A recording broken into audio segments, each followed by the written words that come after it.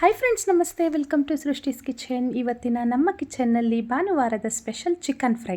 ಸಖತ್ ಸ್ಪೈಸಿ ಆಗಿರುತ್ತೆ, ತುಂಬ ಟೇಸ್ಟಿ ಆಗಿರುತ್ತೆ. ವೈಟ್ ರೈಸಿಗೆ ತಿನ್ಬೋದು, ಚಪಾತಿಗೆ ತಿನ್ಬೋದು, ಅಥವಾ ಬಿರಿಯಾನಿ ಹೊಟ್ಟಿಗೆ ಸೈಡ್ ಡಿಶ್ ಆಗೂ ತಿನ್ಬೋದು. ಸಖತ್ತಾಗಿರುತ್ತೆ ಈ ಚಿಕನ್ ಫ್ರೈ. ಹಾಗಿದ್ರೆ ಇದರ ತಯಾರಿ ವಿಧಾನವನ್ನು ನೋಡೋಣ. ಫ್ರೆಂಡ್ಸ್, ಈ ರೆಸಿಪಿನ ಮಾಡಲಿಕ್ಕೆ ನಾನಿಲ್ಲಿ 1 kg ಚಿಕನ್ ತೆಗೆದುಕೊಳ್ತಾ ಇದ್ದೀನಿ. ಅದನ್ನು ಚೆನ್ನಾಗಿ ವಾಶ್ ಮಾಡಿದ್ದೀನಿ. ಒಂದು 4ರಿಂದ 5 ಸರಿನೇ ಚೆನ್ನಾಗಿ ವಾಶ್ ಮಾಡ್ಕೊಂಡಿದ್ದೀನಿ. ವಾಶ್ ಮಾಡಿ ಈ ರೀತಿ ಬೌಲ್ಗೆ ಹಾಕಿಟ್ಟಿದ್ದೀನಿ. ಈಗ ಇದಕ್ಕೆ ಮಸಾಲ ರೆಡಿ ಮಾಡ್ಕೊಳ್ಳಿಕ್ಕೆ ಸ್ಟವ್ ಮೇಲೆ ಒಂದು ಪ್ಯಾನ್ ಇಟ್ಟು 2 ಟೇಬಲ್ ಸ್ಪೂನ್ ಧನಿಯನ್ನು ಸೇರಿಸ್ಕೊಳ್ತಾ ಇದ್ದೀನಿ. 1 kg ಚಿಕನ್ಗೆ ಈ ಅಳತೆ. 2 ಟೇಬಲ್ ಸ್ಪೂನ್ ಧನಿಯಾ, 1 ಟೀ ಸ್ಪೂನ್ ಜೀರಿಗೆ, ಹಾಗೆಯೇ 1 ಟೀ ಸ್ಪೂನಷ್ಟು ಕಾಳು ಮೆಣಸನ್ನು ಇದಕ್ಕೇ ಹಾಕ್ಕೊಳ್ತಾ ಇದ್ದೀನಿ. ಈಗ ಇದಕ್ಕೆ 1-2 ಪಲಾವ್ ಎಲೆಯನ್ನು ಸೇರಿಸ್ಕೊಳ್ತಾ ಇದ್ದೀನಿ. ಹಾಗೆಯೇ 1 ಸ್ಟಾರ್ ಹೂವು, ಅನಾನಸ್ ಹೂವನ್ನು ಸೇರಿಸ್ಕೊಳ್ತಾ ಇದ್ದೀನಿ.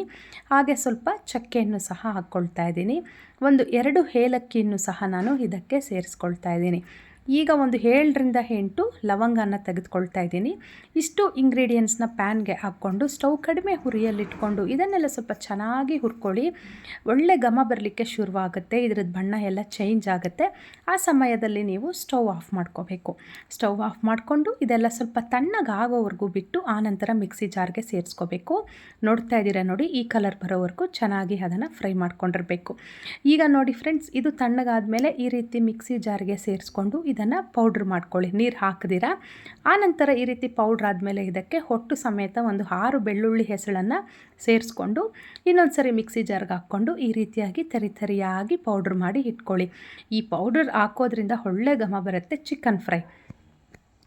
ಈಗ ನೀವು ಯಾವುದರಲ್ಲಿ ಫ್ರೈ ಮಾಡ್ತೀರಾ ಅದನ್ನು ಸ್ಟವ್ ಮೇಲೆ ಇಟ್ಕೊಳ್ಳಿ. ನಾನು ಈ ರೀತಿ ಅಗಲ ಇರೋ ಬಾಣಲಿ ತೆಗೆದುಕೊಂಡಿದ್ದೀನಿ.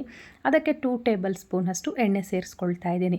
ಎಣ್ಣೆ ಚೆನ್ನಾಗಿ ಬಿಸಿ ಆದಮೇಲೆ ಸಣ್ಣದಾಗಿ ಹಚ್ಚಿಟ್ಕೊಂಡಿರೋದು 1 ಈರುಳ್ಳಿಯನ್ನು ಹಾಕ್ಕೊಂಡು ಚೆನ್ನಾಗಿ ಫ್ರೈ ಮಾಡ್ತಾ ಇದ್ದೀನಿ. ಈರುಳ್ಳಿ ಎಲ್ಲ ಒಳ್ಳೆ ಫ್ರೈ ಆದಮೇಲೆ ಈಗ ಇದಕ್ಕೆ ಉದ್ದ ಸೀಳಿಟ್ಕೊಂಡಿರೋ ಅಂಥವು 4 ಹಸಿರು ಮೆಣಸಿನ್ಕಾಯನ್ನು ತೆಗೆದುಕೊಂಡು ಹಾಕ್ಕೊಳ್ತಾ ಇದ್ದೀನಿ.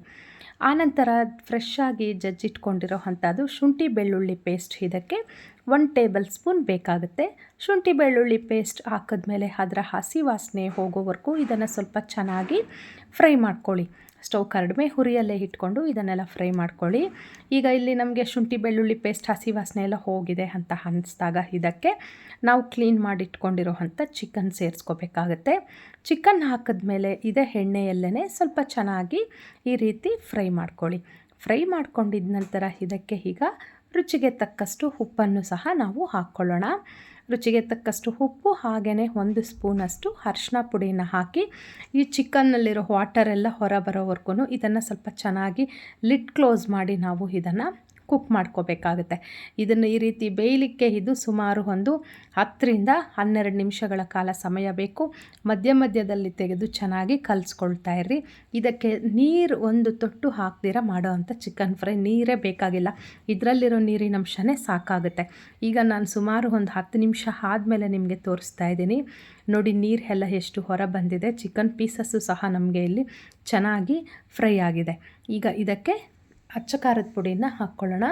2 ಸ್ಪೂನಷ್ಟು ಅಚ್ಚ ಖಾರದ ಪುಡಿನ ತೆಗೆದುಕೊಳ್ತಾ ಇದ್ದೀನಿ. ನಿಮ್ಮ ಖಾರಕ್ಕೆ ತಕ್ಕ ಹಾಗೆ ನೀವು ಹಾಕ್ಕೋಬೋದು, ಆದರೆ 2 ಸ್ಪೂನ್ ಕರೆಕ್ಟಾಗಿ ಆಗುತ್ತೆ. ಹಾಗೆ ನಾವು ಮಿಕ್ಸಿ ಜಾರ್ಗೆ ಹಾಕಿ ರೆಡಿ ಮಾಡಿಟ್ಕೊಂಡಿದ್ದ ಪೌಡರ್ನ 3 ಸ್ಪೂನ್ ಹಾಕ್ಕೊಳ್ತಾ ಇದ್ದೀನಿ. ನಾನು ಇಲ್ಲಿ 3 ಟೀ ಸ್ಪೂನಷ್ಟು ಹಾಕ್ಕೊಳ್ತಾ ಇದ್ದೀನಿ. ಇನ್ನೂ ಸ್ವಲ್ಪ ಉಳಿಸ್ತಾ ಇದ್ದೀನಿ, ನಿಮಗೆ ಜಾರಲ್ಲಿ ತೋರಿಸ್ತಾ ಇದ್ದೀನಿ. ಅದನ್ನು ನೋಡಿಕೊಂಡು ಹಾಕ್ಕೋಬೋದು. ಆನಂತರ ಒಂದು ವೇಳೆ ಏನಾದರೂ ಖಾರ ಕಡಿಮೆ ಇದೆ ಅಂತ ಅನ್ನಿಸ್ದಾಗ ನೀವು ಅದನ್ನು ನೋಡಿಕೊಂಡು ಹಾಕ್ಕೊಳ್ಳಿ. ಈಗ ಇದನ್ನೆಲ್ಲ ಸ್ವಲ್ಪ ಚೆನ್ನಾಗಿ ಎಣ್ಣೆಯಲ್ಲೇ ಈ ರೀತಿ ಫ್ರೈ ಮಾಡ್ಕೊಳ್ಳೋಣ. ನಾನು ಹೇಳಿದೆ ಅಲ್ವಾ, ನೀರು ಹಾಕೋ ಅವಶ್ಯಕತೆಯೇ ಇಲ್ಲ.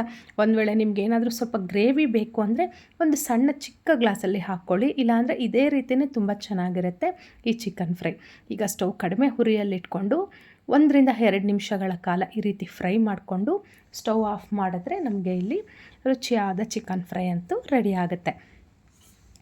ನೋಡ್ತಿದ್ದೀರಲ್ವ, ಒಳ್ಳೆ ಕಲರಲ್ಲಿ ಬಂದಿದೆ. ಪೀಸಸ್ಸು ಸಹ ತುಂಬ ಚೆನ್ನಾಗಿ ಬೆಂದಿದೆ. ಟೇಸ್ಟು ಸಹ ತುಂಬ ಚೆನ್ನಾಗಿರುತ್ತೆ. ನಾನು ಹೇಳಿದಾಗೆ ಇನ್ನೂ ಸ್ಪೈಸಿಯಾಗಿರ್ಬೇಕನ್ನೋರು ಇನ್ನೂ ಒಂದು ಸ್ವಲ್ಪ ಪೆಪ್ಪರ್ ಪೌಡರನ್ನು ಸಹ ಸೇರಿಸ್ಕೋಬೋದು. ಆದರೆ ನಾವು ಹಾಕಿರೋದಿಲ್ಲಿ 1 kgಗೆ ಕರೆಕ್ಟಾಗಿಯೇ ಸರಿ ಹೋಗುತ್ತೆ. ಈಗ ಸ್ಟವ್ ಆಫ್ ಮಾಡ್ಕೊಳ್ತಾ ಇದ್ದೀನಿ. ಕೊನೆಯಲ್ಲಿ ಸಣ್ಣದಾಗಿ ಹಚ್ಚಿಟ್ಕೊಂಡಿರೋವಂಥ ಕೊತ್ತಂಬರಿ ಸೊಪ್ಪನ್ನು ಹಾಕಿ ಒಂದು ಸರಿ ಮಿಕ್ಸ್ ಮಾಡಿಕೊಂಡು ಬಿಸಿ ಬಿಸಿಯಾಗಿ ಸರ್ವ್ ಮಾಡ್ಕೊಳ್ಳೋದು ಅಷ್ಟೇ. ನಾನು ಹೇಳ್ದಾಗೆ ಚಪಾತಿಗೆ, ರೈಸ್ಗೆ ಅಥವಾ ಅನ್ನ ರಸಮ್ ಮಾಡಿಕೊಂಡು ಸೈಡ್ ಡಿಶ್ಗೆ ಆಗಲಿ ತುಂಬ ಚೆನ್ನಾಗಿರುತ್ತೆ. ಒಮ್ಮೆ ಟ್ರೈ ಮಾಡಿ. ತುಂಬ ಅಂದರೆ ತುಂಬ ಟೇಸ್ಟಿಯಾಗಿರುತ್ತೆ, ಹಾಗೆ ಸ್ಪೈಸಿಯಾಗೂ ಇರುತ್ತೆ. ನಾನು ಮಾಡಿದ ಈ ರೆಸಿಪಿ ನಿಮಗಿಷ್ಟ ಆಗಿದ್ದಲ್ಲಿ ನನ್ನ ಚಾನಲ್ಗೆ ಒಂದು ಲೈಕ್ ಮಾಡಿ, ಶೇರ್ ಮಾಡಿ, ಹಾಗೆ ಸಬ್ಸ್ಕ್ರೈಬ್ ಮಾಡಿ. Thanks for watching.